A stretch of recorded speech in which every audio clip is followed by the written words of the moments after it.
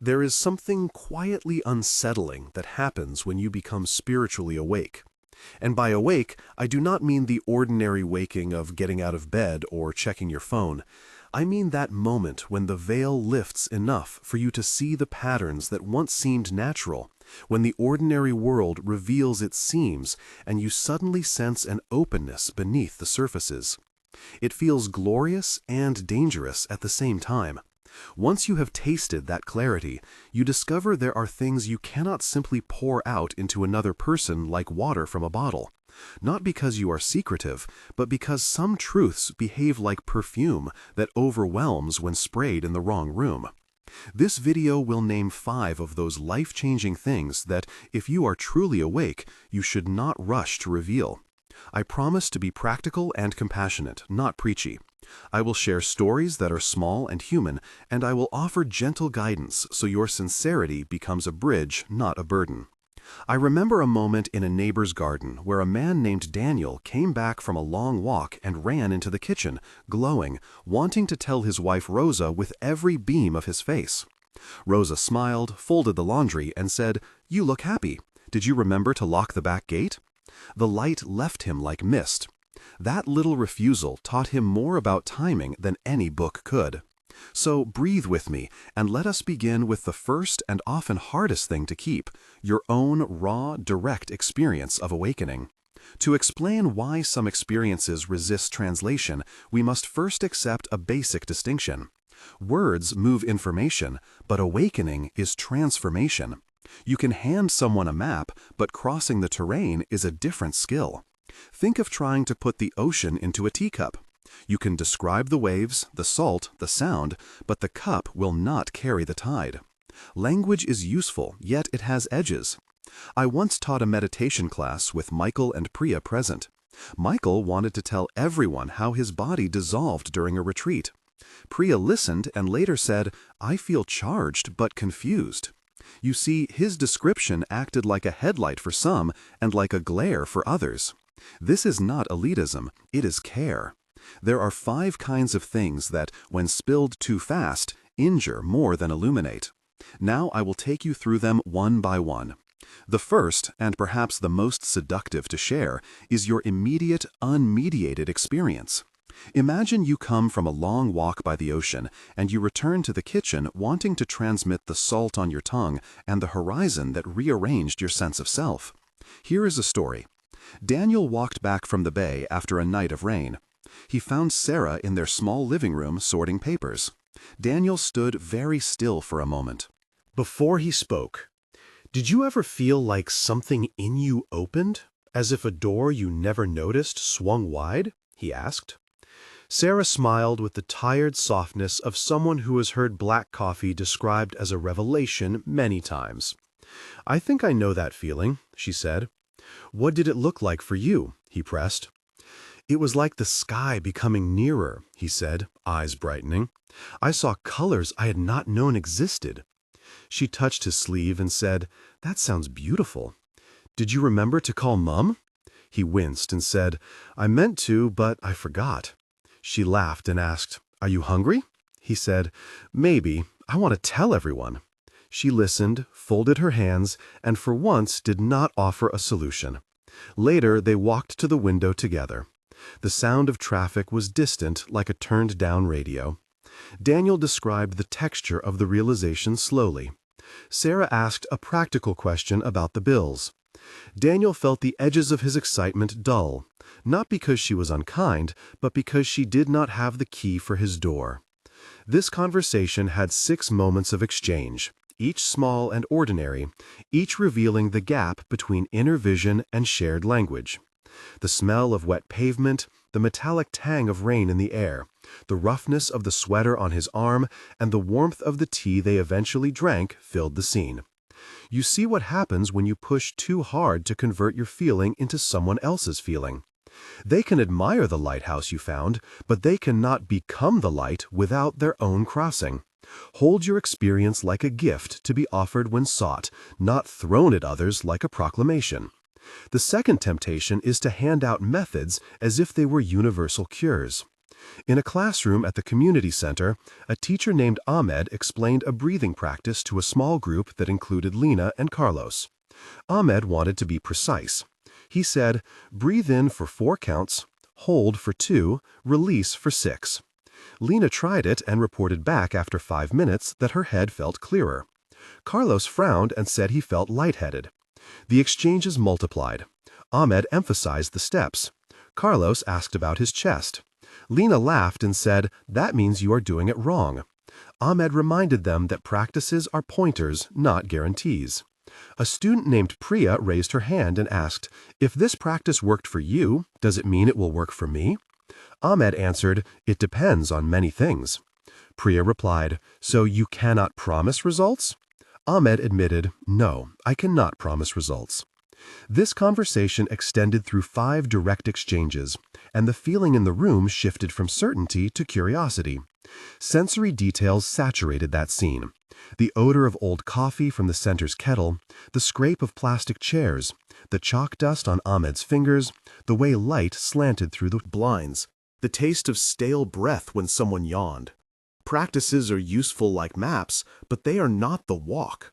When you insist a method is the only door, you risk creating guilt and a sense of failure in others. Offer methods as experiments, not verdicts. Teach the skill of returning attention.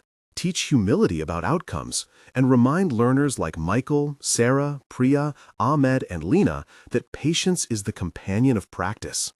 If the first wound is oversharing experience, and the second is overselling methods, the third is naming the insight about other people's inner lives as if it grants you authority to correct them. I remember a time at a dinner party where Daniel leaned across the table toward Rosa and said, "You know what I realized? Most people are living in a kind of small story." Rosa, reading the menu, replied, "That sounds obvious." Daniel persisted, saying, "I can see through some of those stories now." A friend named Carlos cleared his throat and said, "Be careful with that." Daniel insisted, "I am just being honest." Rosa answered, "Honesty is fine when it is gentle." The exchange had 5 moves. The tension in the room was tactile. The clink of silverware, the warm weight of soup in bowls, the lemon on the rim of a glass, the soft rustle of napkins, the low hum of a refrigerator in the kitchen. When you begin to point out other people's illusions, even if you sincerely believe you are helping, you can shame or alienate.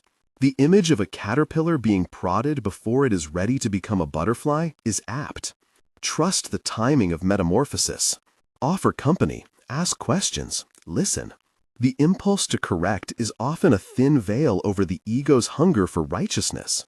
The 4th delicate territory is the experience of emptiness or no self. A student named Priya once described to her friend Michael the hollow clarity she found after a long sit.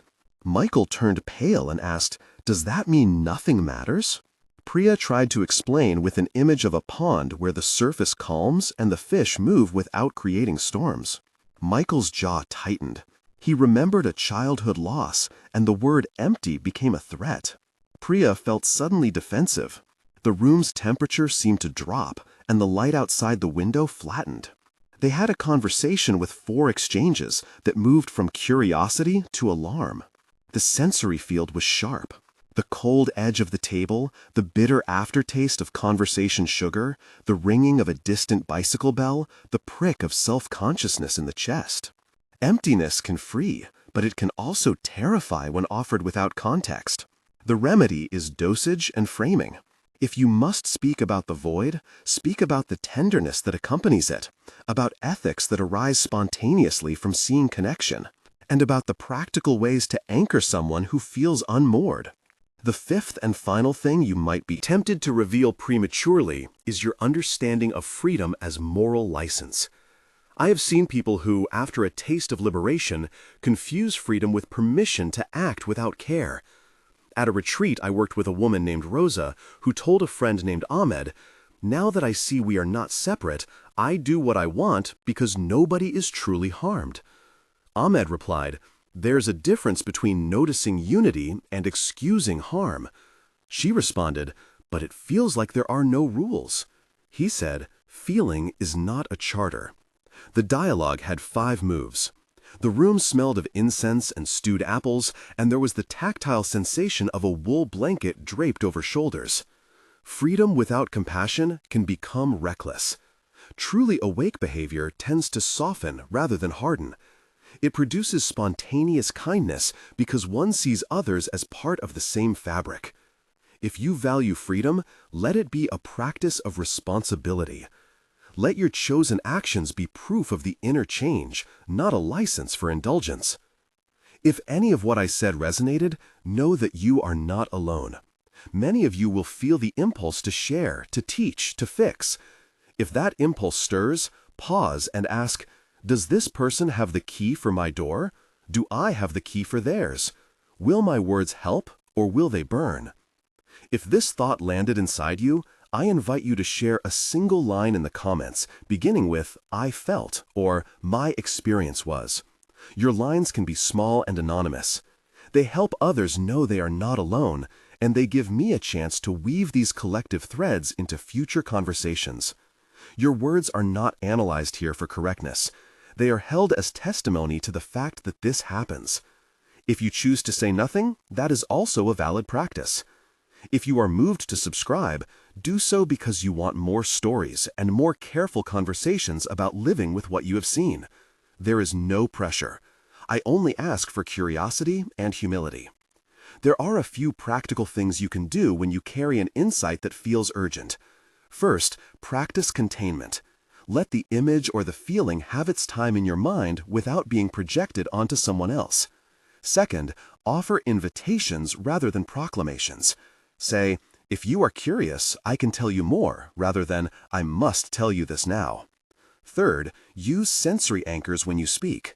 If you describe an experience, include the taste, the sound, the particular weather. That helps other people place it and decide if they want to enter. Fourth, cultivate patience. Time and shared suffering are great teachers.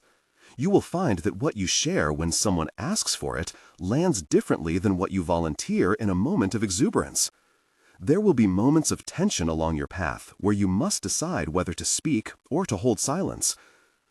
In one pause, notice the body. Is your heart racing?